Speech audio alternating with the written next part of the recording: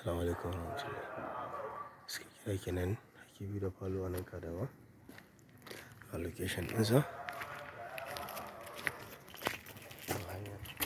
Sai kuma nan public toilet. Yadda public toilet ɗin shi yake.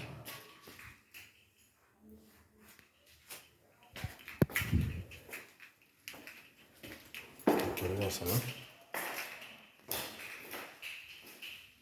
Ɗaki da toilet ɗinsa.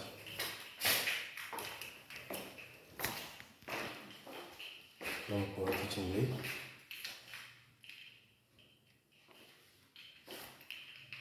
Falon sa nan.